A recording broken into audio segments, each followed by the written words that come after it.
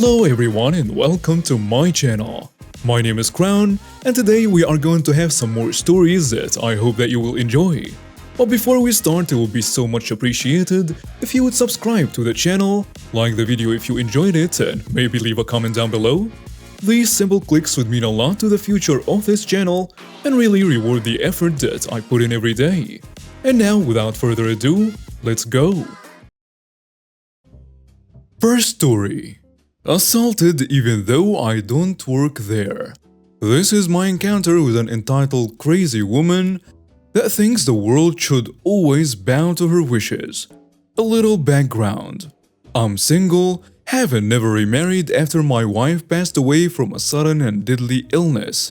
And since the pandemic hit, my grandmother, who's in her 90s, and my cousin and her mother have been living with me. Never had any problems with them, and they do help around the house as they can and even pitch in on the bills from time to time, which I love about them. My cousin is a special needs boy and has a compromised immune system, as well as my grandma, being old, does not have as strong an immune system as she used to. As such, when I do have to go out, I take the precaution of taking a shower when I come home and put on a fresh set of clothing, taking care to not expose them to the worn set before I wash them. Necessary in my view with the pandemic going on. Normally I would order in whatever we need, but at the time this happened I could not. Something to do with their system going buggy or something. With that, let's get on with the story. This happened a little earlier today and I'm still fuming over it. Yes, I did press charges. Earlier today, I decided to go shopping even though some members of the household are at higher risk for the pandemic going on. But we still needed food and a few things for a special diet one of them had to eat. I went into the store once I got there, grabbed a cart and began to shop. I had been shopping for about 20 minutes when I heard someone snapping their fingers. I ignored it because, well, I didn't work there. I was wearing jeans and a black shirt with Insane Clown Posse on it. No way anyone could mistake me for an employee, or so I thought. The next thing I knew is someone yelling in my ear, "Are you going to help me or not?" I jumped, exclaiming loudly, "What the hell?" When I got turned around, there was a Karen. Short-haired in clothes one size too small for her, large and with a sour look on her face. She shouted again, "Help me now or I'm getting you fired." I told her just as loudly, "I don't work here, lady. Now duck off and go bother an actual employee." She stepped back, mouth agape like she had never been shouted back at in her entire life, and wound up to slap me. I blocked her swing and said, "That's one." She tried to slap me again and I blocked it. "That's two. One more and I will slap you back, witch." She screamed, "I'm getting you fired!" And she stomped off. I yelled, "Don't let the doorknob hit you on the way out, jerk," as she left. I saw her shoulders jerk as if she had gotten hit in the back and kept going. I continued with my shopping, albeit angrily. I was done with people at the moment and wanted to finish and get back home. An employee approached me and asked what all the yelling was about, so I told her everything. I could tell she was smirking when I told her what I said as a crazy woman stormed off.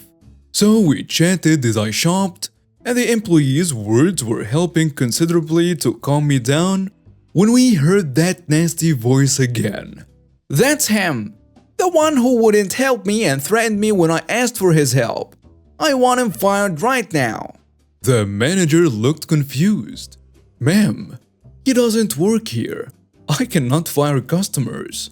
"Yes, he does," she yelled at him. "Fire him right now or I'm filing a complaint with corporate." "You're certainly welcome to do that, ma'am. But he doesn't work here." She lost her mind then. Her face went purple and she charged at me and managed to slap me this time.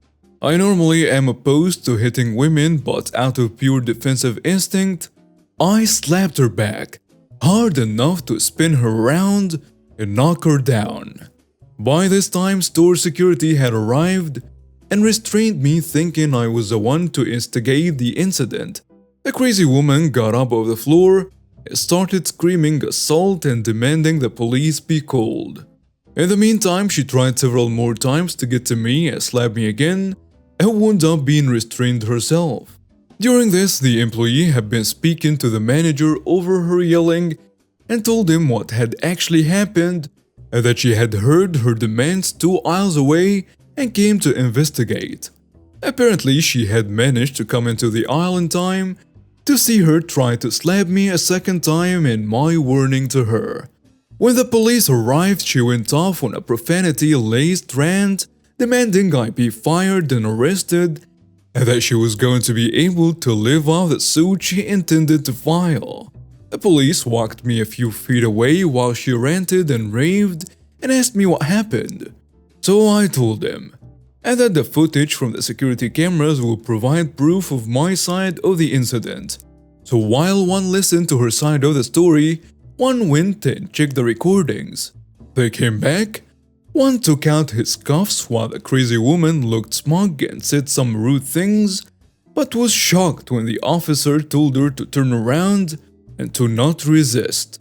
They had to literally drag her out of the store kicking and screaming all the way, threatening to have their jobs, and screaming how she was the victim here and more I cannot put here because of the language.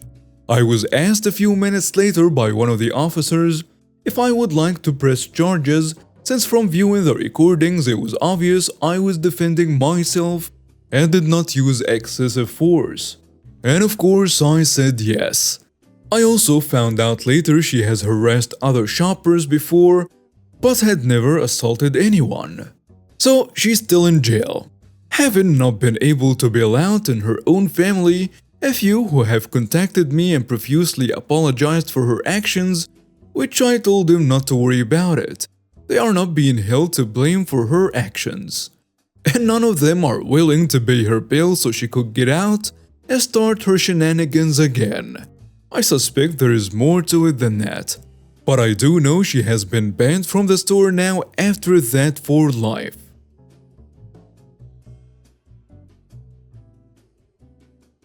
Next story.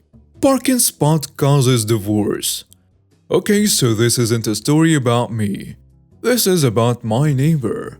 This is exactly how he told me this story, and I witnessed portions of it for myself. Backstory. My neighbor, who we will call David, not his real name, and my other neighbor, who we will call Karen, not the real name either, often got into arguments about who owns what part of the property. They live right next to each other, so this is understandable. Karen was known for being a Karen, so this explains a lot. Karen had just got engaged with her boyfriend, who we will call Kyle, not the real name, who went over to her house a lot, like every other day, and would spend the night there. We saw his car parked there a lot. Kyle would park his car in front of David's lawn because Karen is part of a large family, so they have many cars. Therefore, there is no room in the driveway. David got a new camper recently, one of those massive ones that are practically buses. They needed a place to park it because they didn't feel comfortable leaving it in a public place, but Kyle's car was there. About this same time, news was spreading around my neighborhood that Kyle and Karen had gotten married. Kyle moved in with Karen and started using the front of David's lawn as his assigned parking spot. He was told that it was part of her property because Karen was a dummy-dumb and didn't understand that property lines exist. There was an incident in the past with a bench and another with a few trees. Eventually, David got tired of Kyle parking where they wanted to park their camper. He had been having to park it down the road in the public camper places, or whatever they are called. He began plotting his revenge, and his plan was to park the camper in front of Kyle's car so that they would have to pull out backwards. This way, he would have to struggle to get his car out between one of Karen's siblings' cars and the camper. When this plan happened, Kyle came running up to David's door and began shouting the usual, "I am calling the cops." and whatnot. When David didn't answer, he tried to inch his way out. He ended up bumping into the car behind him and put in a good-sized dent in it. He instantly ran up to Karen's sibling and began apologizing and blamed it on David. Now Karen's entire family was mad at David. David said he saw this through the window and was laughing hysterically. Karen actually managed to think logically for once and blamed it on Kyle, but it was okay and insurance will cover it, or something like this. Kyle began going off on Karen about how insurance would charge him for the damage. So they ended up fighting about insurance or whatever. This whole thing unraveled outside David's house, so he listened in through the open window. They then came up to his house, and David answered the door, and all of them but Karen instantly started going off about how he caused a dent in Karen's sibling's car. He said that Kyle's car was parked on his property and that he needed to park his camper somewhere. He dug out the property line drawing or whatever and showed them all, and Karen was angry. Karen said that he had drawn those lines himself and that the actual lines were farther to the left, giving her more property, and expanding past where Kyle was parked. Keep in mind, Kyle was parked by the windows of David's house, clearly on David's property. At this point, I could hear yelling from a few houses down. Walked over to listen for what that sweet internet karma. Karen ended up calling the cops because David was disturbing the entire neighborhood. 2 cops showed up in a car and instantly sided with David after reviewing the property lines. Karen was fined for over $700 for misusing the 911, and Kyle ended up having to pay $900 for the damages done to the other car. Apparently, he broke part of the engine or something. But that's not all. Karen and Kyle ended up divorcing because Karen lied to him and said he was on her property. And Karen saying that it was her house so she could lie if she wanted and other things of the sort. Idiot. I live on a private road on a small lake. I see all in the comments saying David doesn't own the road, but he does to a certain extent. Also, I think it was a radiator or the gearbox that was damaged when Kyle apparently slammed the gas in reverse out of rage. Next story. My ex's mother is mad at me for breaking up with her angel boy. So basically, I 15 female and my ex 15 male broke up a little over a month ago. In the first couple of weeks, my friends were comforting me. For some background, he was manipulative and forced me to do things I didn't want to do. It took me over 2 months to finally break up with him. Like I said before, the first couple of weeks after the breakup, I was just being comforted. Then after that, his mother was just sending me harassing messages and voicemails. It was just mild at first. I never answered their calls because I was scared of his mother. Her son was one of those boys who always acted different in front of certain people, and I was stupid enough to not see that this is a very red flag. Anyway, his mother obviously thinks he's an angel sent from heaven who can do no wrong. So when I told her about what he did to me, she lost her head. She started spam calling and spam texting me. I, as a teenager, was very afraid, so I shut my phone off and decided to just leave it for a bit and hope things would die down. The next morning when I checked my phone, I had 100 plus text messages and 35 missed calls. I checked through all of them. The text messages were of course typical, "How dare you? My child is an angel who would never do that to anyone," cursing me out and all that stuff, but the voicemails were more vulgar. She said that she was going to find where I lived and hurt me. And in one of the voicemails, I will never forget what she said. "You, young lady, are a very spoiled brat. You're just sad that you can't get my son to send to you. So you're making all of these lies and fips up so that you can gain some sort of dominance. You will never, and I mean never, have any man in your life ever again because of this. I hope that you end up lonely and miserable because that is all you ever will be. And then it ended with some rustling and muffled yelling before it beeped. But at that point I was having a panic attack and couldn't breathe. That was a couple of days ago. Of course he hasn't and won't tell his mother the truth, so he can keep his angelic image. But lately he has been texting me and saying that I should drop all of this because his mother won't stop yelling at him to call me or text me. My friends tell me that I shouldn't because I'm not in the wrong, but I think I am. Update. This morning I told my parents about what happened and asked them if they could give her a call to talk to her. They haven't told me anything yet because they are both at work, but I haven't gotten any messages or calls from my ex. Neither my parents or me want to get the police involved in case it goes too far and we might end up going to court. We don't have much money to spare for a lawyer, so we try to solve most things by ourselves. My dad is an ex-police officer, so he knows and understands how wrong all of this. I'll update you guys if something comes up. Next story. Entitled Mom Demands That I Give My Ice Cream to Her Crying Toddler. I, 25 female, had to travel to a city 6 hours away for college-related work. The trip was pretty tight.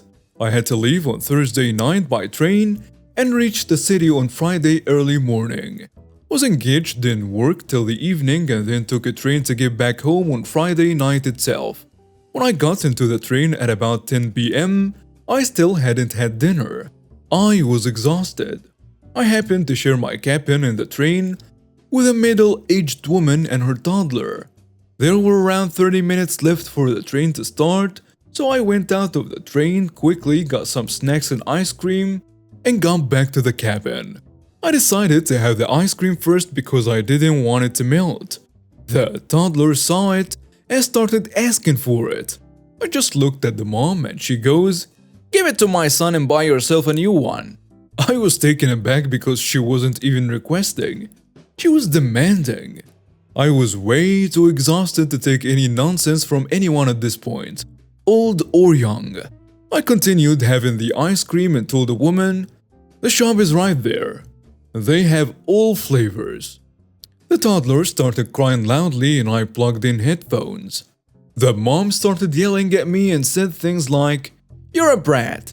You're heartless for doing this to a child. You're trying to make me miss the train." And other things I couldn't hear because, well, I put the music in full volume. I did not feel guilty about finishing the ice cream in front of a crying toddler because I was really pissed at that moment. Not gonna lie, I felt bad for the kid sometime later and thought of offering him some chips, but I didn't want to engage in any form of conversation with the mom. The remainder of the journey was in utter silence. I told my boyfriend about this after I came back home, and he thinks it's hilarious, but my mom was not happy about this. She was more shocked than angry because I have always been great with kids, and she couldn't believe that I would do that to a kid, even if the mom was annoying. But I've been reaffirmed by strangers on the internet that I did nothing wrong. And now we have reached the end of today's stories. Thank you for watching and see you next time.